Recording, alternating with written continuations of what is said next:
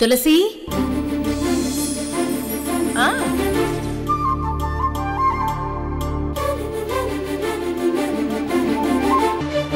కొడుకు జీవితానికి అన్యాయం జరుగుతుంటే ఏ తల్లి ఆనందపడదు. అలా ఆనందపడితే తను తల్లే కాదు. అయినా నా కొడుకెందుకు శిక్ష పడుతుంది? నేరం చేశాడు కనుక పడుతుంది. కేసు రిజిస్టర్ అయింది కనుక చావు బ్రతుకుల్లో ఉన్నవాడు వాంగ్మూలం ఇచ్చాడు కనుక శిక్ష పడుతుంది. కేసు రిజిస్టర్ అయినంత మాత్రాన నా కొడుకు క్రిమినల్ కాదు. నిందితుడు వాంగ్మూలం ఇచ్చినంత మాత్రాన నా కొడుకేమీ నేరస్తుడని కోర్టు తీర్పు ఇవ్వదు. ఈ ప్రయాణంలో చాలా మలుపులున్నాయి, మెలికలున్నాయి. నా కొడుకు నిర్దోషని నేను నిరూపించగల దారులు కూడా ఉన్నాయి. దీన్నే ఓవర్ కాన్ఫిడెన్స్ అంటారు తెలుసా? నువ్వు నాకు పరిచయమైన దగ్గర నుంచి ఎక్కువ మాట్లాడటం మాత్రమే నీ డిసార్డర్ అనుకున్నాను. ఓవర్ కాన్ఫిడెన్స్ అనేది కూడా ఒక డిసార్డర్ గా నీకుందని ఇప్పుడే అర్థమైంది. నాది ఓవర్ కాన్ఫిడెన్స్ కాదు. వాగుడు అనేది నా డిసార్డర్ కాదు మేడం, నా అలవాటు. పుట్టుకతో వచ్చిన కొన్ని అలవాట్లు మధ్యలో వదిలిపోవు. కానీ పుట్టుకతో మీకొచ్చిన డిజార్డర్స్ ఏంటో చెప్పనా? అసూయ, ద్వేషం, అహంకారం. ఆడపిల్లకు ఏ లక్షణాలైతే ఉండకూడదో అవన్నీ మీకున్నాయి. మీరు అలాంటి లక్షణాలతో బాధపడుతూ నా కుటుంబానికి మనశ్శాంతి లేకుండా చేయాలని చూస్తుంటారు. కానీ మీరేం చేయలేరు. నీలాంటి వాళ్ళ ఏడుపులు నా కుటుంబానికి అస్సలు తగలదు. జీవితంలో ఇంకాస్త మేము ఎదిగేలా చేస్తాయే తప్ప ఇంకేమీ కాదు. అన్నట్టు మీకొక రహస్యం చెప్పనా? నా కొడుకు విష్ణు నిర్దోషి అని నిరూపించడానికి కావలసిన ఆధారాలు కొన్ని నేను సంపాదించాను, సేకరించాను. అన్ని కోర్టుకు సబ్మిట్ చేస్తాను.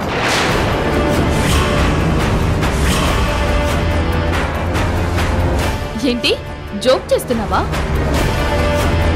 ఏవి ఆధారాలు చూపించు. మీకు చూపించాల్సిన అవసరం లేదు మేడం, కోర్టులో ప్రొడ్యూస్ చేస్తాను. నేరం ఎవరు చేశారో కూడా, ఈ కుట్రలో ఎవరెవరు ఉన్నారో కూడా అక్కడ డిసైడ్ అవుతుంది.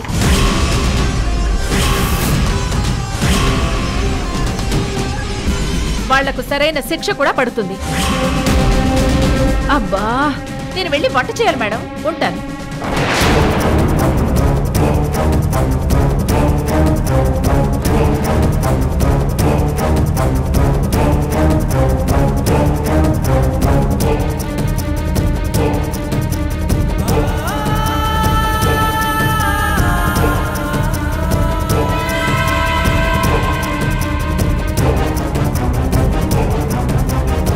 అత్తయ్య, రా లక్ష్మి. నువ్వు చెప్తుంది నిజమేనా? విష్ణుభవన్ నిజంగానే నువ్వు బయటకు తీసుకొస్తున్నావా? కేసు క్లోజ్ అయిపోతుందా? నువ్వు కూడా ఏంటి లక్ష్మి, చిన్నపిల్లలా నా మీద అలాంటి డౌట్స్ పెట్టుకుంటావు? ఈ తులసి వాగుడుకాయ వాగుడుకాయ అంటారు కదా, కానీ వాగేవన్నీ నిజాలే కాని అబద్ధాలు కావు. నిజం ఉంటేనే మాట్లాడుతాను, నిజం వెంటే ఉంటాను. అందుకే నాకు అలాంటి దారులు కనిపించాయి. విష్ణుని నిర్దోషిగా తీసుకురాబోతున్నాను. ఈ మాట వింటుంటేనే నాకు చాలా సంతోషంగా ఉంది అత్తయ్య. ఈ విషయం రేవతికి తెలిస్తే ఇంకా ఎంత సంతోషపడుతుందో. నా బిడ్డ విష్ణు ఏ నేరం చేయలేదు లక్ష్మి, అందుకే తనకెలాంటి శిక్ష పడదు. అలా పడకుండా చేసే ఆధారాలే నేను సంపాదించగలిగాను. ఏంటి ఆధారాలు అత్తయ్య? ఈ కుట్ర ఎవరు చేశారు? ఎవరో కావాలని విష్ణుబావ భవిష్యత్తుని నాశనం చేయాలని చూశారు. అన్ని కోర్టులో రుజువు అవుతాయి. కొందరి పేర్లు, జాతకాలు ఇప్పుడు కాదు, కోర్టులో తేలితేనే బాగుంటాయి లక్ష్మి. అదే వాళ్ళకి చెంపపెట్టుగా ఉంటుంది.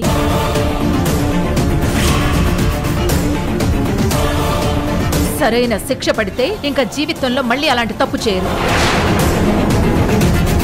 అత్తయ్య, వాళ్ళెవరో ఇప్పుడు నాతో చెప్పకూడదా?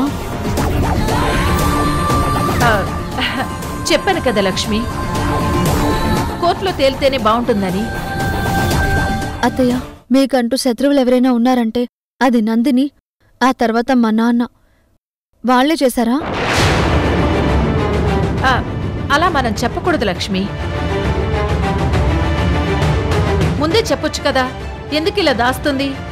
నాతో కూడా చెప్పకూడదని నువ్వు ఫీల్ అవ్వకు. నువ్వు నా బిడ్డలాంటి దానివి. ఆధారాలతో సహా అన్ని ప్రూవ్ అయినప్పుడు అసలు దోషులెవరో అందరికీ అర్థమైపోతుంది. నా బిడ్డని నిర్దోషిగా తీసుకొస్తాను.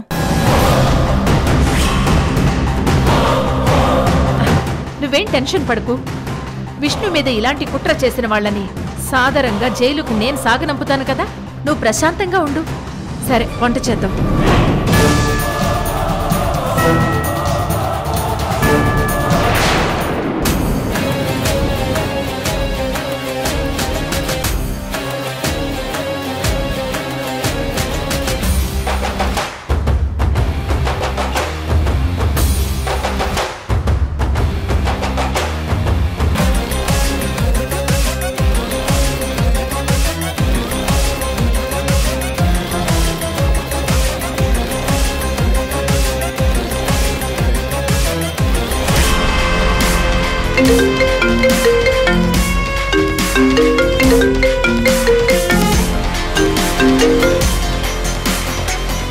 Hello madam. రాకేష్, నిన్నొక ఇంపార్టెంట్ విషయం అడగాలి. ఎగ్జాక్ట్ గా ఏం జరిగిందో నువ్వు చెప్పాలి. నిజమే చెప్పాలి.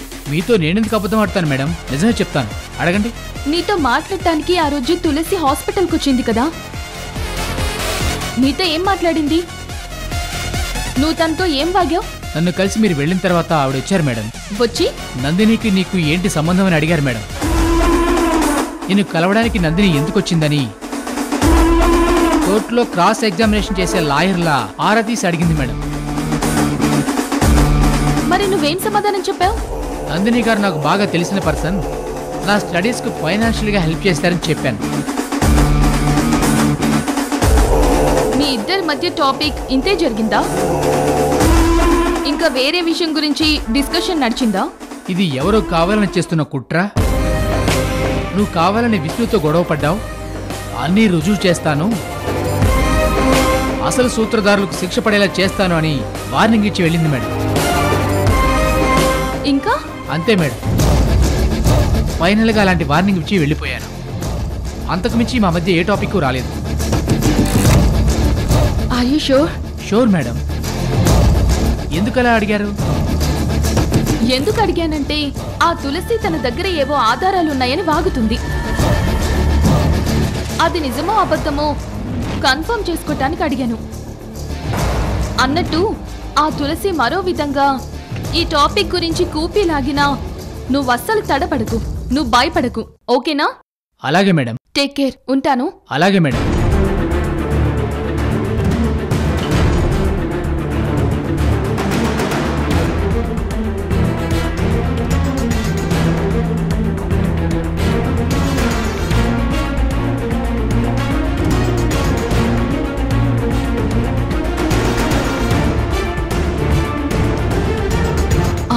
గోవర్ధన్ అంకుల్కి కాల్ చేసి వెంటనే ఈ విషయం గురించి మాట్లాడాలి.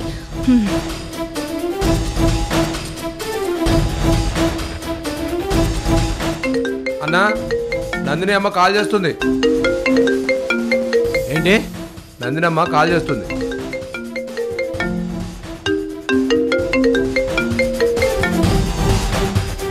హలో నందిని, చెప్పమ్మా. అంకుల్, రాకేష్ అనే అస్త్రాన్ని వాడి మర్డర్ అటెంప్ట్ కేసులో విష్ణుని నేను ఇరికించానన్న విషయం మీరెవరితోనైనా డిస్కస్ చేశారా? నేను ఎవరితోనూ డిస్కస్ చేయలేదమ్మా. ఈ విషయం నా భార్య వసంత కూడా చెప్పలేదు. ఏమ్మా, ఎందుకు అలా అడిగావు? ఆ తులసి తనకేవో సాక్ష్యాలు ఆధారాలు దొరికాయని ఇండైరెక్ట్ గా నన్ను ఇరిటేట్ చేస్తుంది అంకుల్. ఏ కాల్ రికార్డ్స్ వీడియో రికార్డ్స్ సేకరించిందేమో అని నా అనుమానం. నందిని, ఆ తులసి నీకు శత్రువే, నాకు శత్రువే. అలాంటి తులసి కుటుంబాన్ని మనం టార్గెట్ చేసినప్పుడు, స్కెచ్ వేసినప్పుడు మన తప్పులు మనమే ఎందుకు ఎక్స్పోజ్ చేసుకుంటామమ్మా? నాకు ఆ మాత్రం సెన్స్ ఉంది. ఎక్కడ పడితే అక్కడ, ఏది పడితే అది ఆ తులసి వాగుతుందేమో, కానీ నేను వాగను.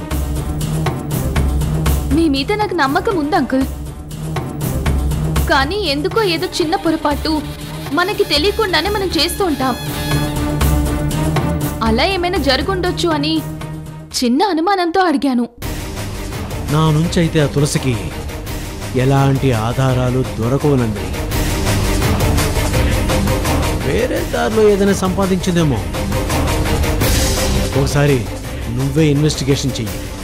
నేను తెలుసుకుంటాను అంకుల్.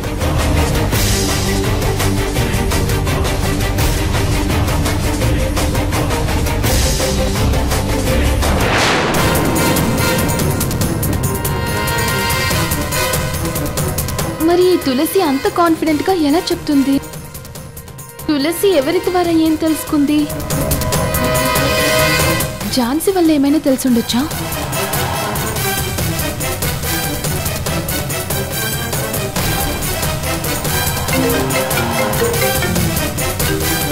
హలో నందిని, చెప్పు. ఝాన్సీ, నిన్నొక విషయం అడగాలి. ఏంటో అడుగు నందిని. విష్ణు అరెస్ట్ వెనుక నా ప్రమేయం ఉందని నువ్వు ఈశ్వర్తో కానీ నీ ఫ్రెండ్స్తో కానీ ఎక్కడైనా చెప్పావా? లేదు నందిని, నేనేం చెప్పలేదు. నీ గురించి నేను అలా ఎందుకు చెప్తాను? అలాంటి క్రైమ్లో నువ్వు ఇన్వాల్వ్ అయ్యి ఉన్నావని నేను చెప్తే అది మన ఫ్రెండ్షిప్కే నేను ద్రోహం చేసిందని అవుతాను. విష్ణు అరెస్ట్ విషయం రేవతికి చెప్పొద్దని నువ్వు చెప్తే ఆ విషయాన్ని నేను హైడ్ చేసిందాన్ని. అలాంటిది నీ గురించి చెప్పి నిన్ను క్రైమ్లో ఎందుకు ఇరికిస్తాను? ఏంటో ఝాన్సీ, మీ అత్త తులసి నన్ను చాలా కన్ఫ్యూజ్ చేస్తుంది. తనకేవో ఆధారాలు దొరికాయని నన్ను టెన్షన్ పెడుతుంది. మరి ఆ తులసికి ఏం ఆధారాలు దొరికాయో? Be alert Nandini. తులసి నేను తక్కువ అంచనా వేయడానికి వీల్లేదు. నేను చాలా కేర్ఫుల్ గానే ఉన్నాను ఝాన్సీ. నేను తర్వాత కాల్ చేస్తాను.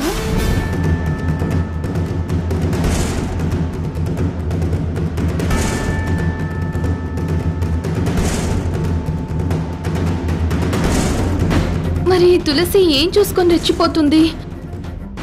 అర్థం కావట్లేదే. వెంకట్కి కాల్ చేద్దాం.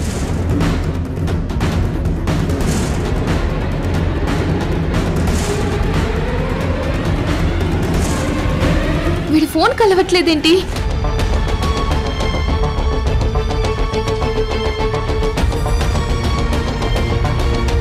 నందిని మేడం, మీకిష్టమైన పాయసం నోరు తీపి చేసుకోండి.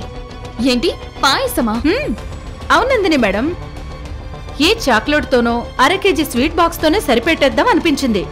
కానీ అది అస్సలు బాగుండదని వెంటనే అనిపించింది. ఏం చేసినా నా చేత్తో వండిన తృప్తి అది వేరుగా ఉంటుంది కదా మేడం. తీసుకోండి మేడం, తీసుకోండి, పాయసం తాగండి. నాకేమొద్దు, తీసుకెళ్ళు.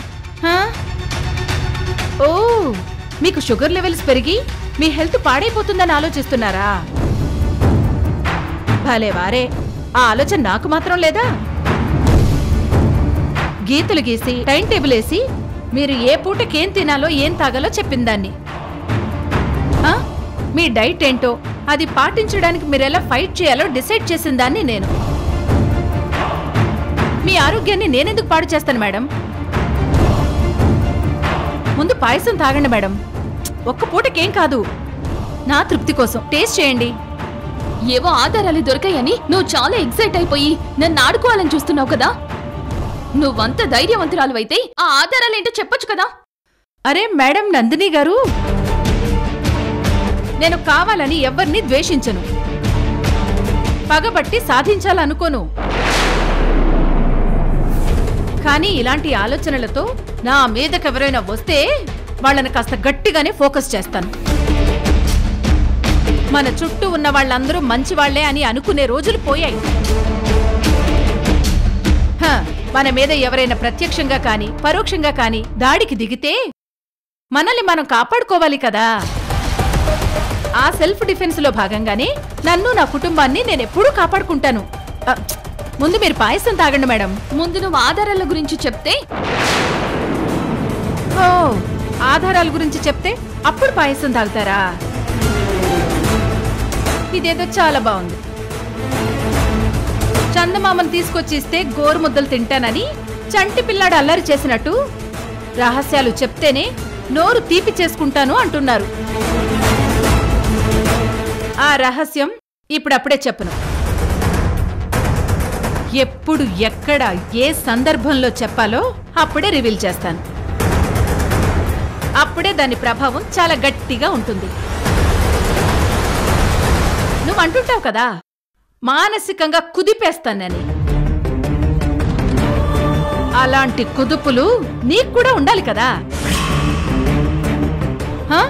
తప్పకుండా ఇస్తాను.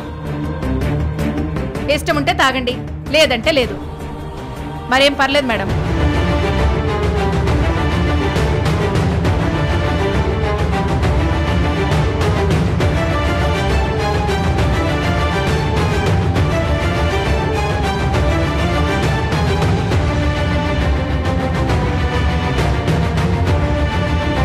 నిన్నిలాగే సస్పెన్స్లో ఉంచి ఇలాగే ఆడుకుంటాను నందిని.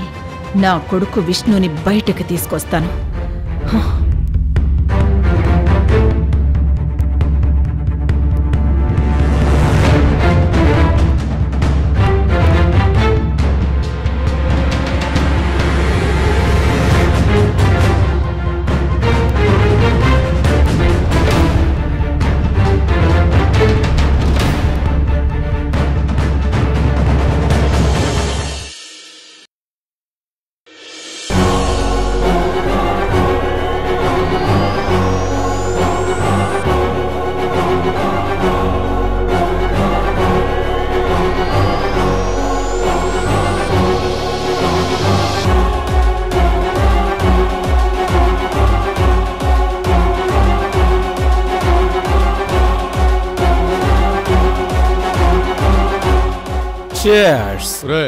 వీడికి మందు ఎక్కువైపోయిందిరా. ఎలా చెప్తున్నావు అన్నా? పెగ్గకి సిగ్గు లేకుండా చీర్చి చెప్తున్నాడు కదరా, తెలిసిపోతుందిలే. కరెక్ట్గా చెప్పినావన్నా. ఈరోజు స్పెషల్ ఎందుకు నువ్వు చెప్పలేదు కానీ మస్తు పార్టీ ఇస్తున్నావన్నా. రేయ్, వెంకటన్న మనకి ఈ రేంజ్లో ఎప్పుడూ పార్టీ ఇవ్వలేదు. తాగే దాంట్లో కూడా మనం ఎక్కడా తగ్గేదే లేదు. తాగండి రా.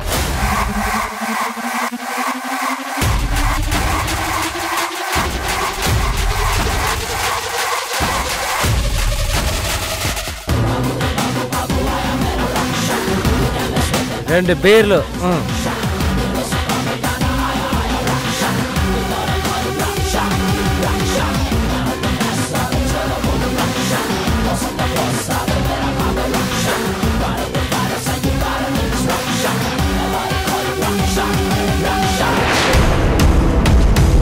బుజ్జి, వెంకట్ మీద ఓ కన్నేసుంచు అని చెప్పాను కదా. వాడి సిటీలో ఎక్కడెక్కడ తిరుగుతున్నాడో గమనించు. వాణ్ణి ఫాలో అవ్వు. ఏదో ఒక సందర్భంలో ఎవరితోనో ఒకరితో వాడు నందిని గురించి, విష్ణు అరెస్టు గురించి నిజాలు బాగొచ్చు. జాగ్రత్తగా ఆ మాటలన్నీ రికార్డ్ చేయి. అన్నట్టు నీ మీద వాడికి అనుమానం రాకుండా మారువేషంలో వెళ్ళు. జాగ్రత్త. వీలైనంత తొందరగా విష్ణుని బయటకు తీసుకురావాలి. అర్థమైందా?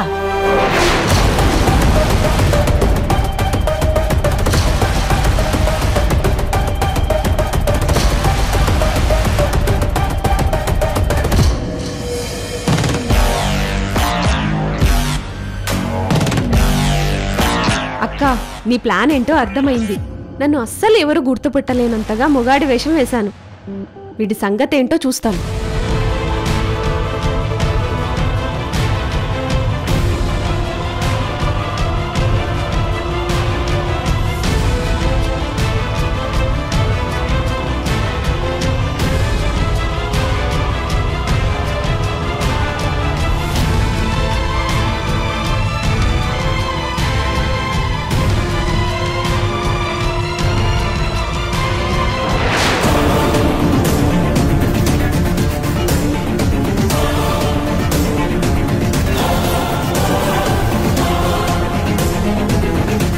ఎవర్రా మీరంతా వెంకట్ని కదలకుండా ఇక్కడే కట్టిపడేశామక్క. మిగతా కథ నేను నడిపిస్తాను. ఈ తులసి ఏదో ఆధారాలు సంపాదించానని కొడుకుని కాపాడేస్తున్నట్టు చెప్తోంది. ఏ ఆధారాలు దొరికినట్టు అర్థం కావట్లేదే. వెంకట్తో మాట్లాడినా వాడేం వాగలేదని చెప్తున్నాడు. మరి ఎవరు వాగారు?